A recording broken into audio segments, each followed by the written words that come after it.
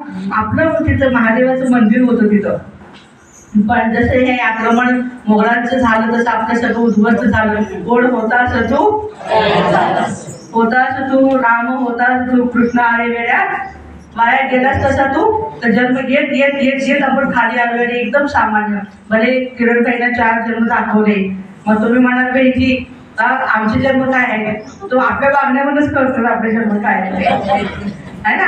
भाई असून सुद्धा किचन मध्ये सारखा स्वयंपाक बनवायला पळत असेल तर समजायचं मागचा जन्म 100% याचा बाईचाच असणार आहे, नाही का. आणि आता सुद्धा माता असून सुद्धा गाड्या घ्यायच्या, ते बॉयकट करून ते शर्ट पॅन्ट घालून पुरुषासारखं सेम टू सेम नेचरच्या पोरगीचं म्हटल्यावर लक्षात येते की बाई मागच्या जन्मात हा पुरुषच होता, महापुरुष.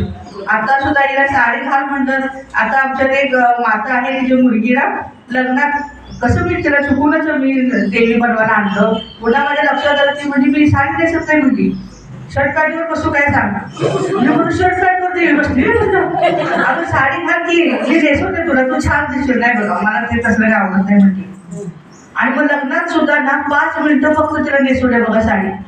पुन्हा ते तिला काढलं आणि ते शर्ट पॅन्ट घातलं. मी म्हटलं आता ही नवरा बायको यात आता ओळखा तुम्ही सगळं बायको नवरा. त्या नवऱ्याला म्हणलं विषय ठेवा जरा तुम्ही, म्हणजे ओळखे हा, कारण लक्षातच येत नाही आहे कोण काय आणि काय आहे. तर ते सगळे संस्कारावरती अवलंबून आहे. आणि आज बाबा सांगतात विषय कलियुगाचा अंत आहे. अंत म्हणजे अंत आहे. तिसरं महायुद्ध अगदी त्या उंबरठ्यावर आहे. आणि 2026 पासून महाविनाश आता धावण्यास हे सुरूच आहे. फक्त आपल्यापर्यंत नाहीये म्हणून आपण निवांत आहे, खाऊन पिऊन आपलं. पण हर पल हर घडी भाजी भाकरी खात असताना शुक्रिया बाबा शुक्रिया.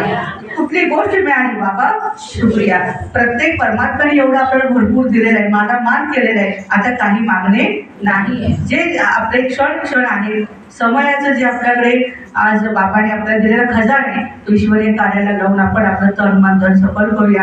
आणि असंच गुरुजीमोहन भाईंनी केलं. आणि कालच्या गुरुवारी, आज शनिवार, आज 3रा दिवस. आणि अजून त्यांची बॉडी आहे माउंट आबूत आलेली आहे आज. आणि ते माउंट आबू जे 4 धाम आहे ते सगळं करून तिथून पुन्हा ते उद्या खाली शांतीवरला आणलं जाईल. आणि शांतीवरमध्ये जे मुक्तीधाम आहे त्या ठिकाणी अग्निसंस्कार केला जाईल. ॲक्च्युली दिवाळीचा कार्यक्रम म्हणून हे सगळं आमचा तुम्हाला बोलवण्याचा अट्टाहास. दिवाळी 8 दिवसावर आहे, पण आपल्या ब्राह्मण परिवारासाठी दिवाळी हर पल हर घडी आहे. तर शिवबाबा स्वयं भगवान भोलेनाथ आमची पालना करत आहे.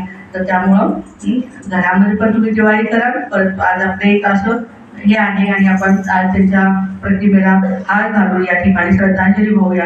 आणि त्या कार्यक्रमासाठी खास आज आदरणीय सचिन गुजर सर पण आलेले आहे, जे वकील आहेत त्यांच्या पेशामध्ये. आणि मी त्यांना नम्र निवेदन करते की आपण माउंट आबूला जाऊन आलात. माउंट आबूला ते सगळ्या वकिलांनी घेऊन जातात आणि खूप त्यांना आवडतं बाबांचं घर आणि बाबांच्या घरात राहायला. तर ते सुद्धा आपला माउंट आबूचा अनुभव सांगतात.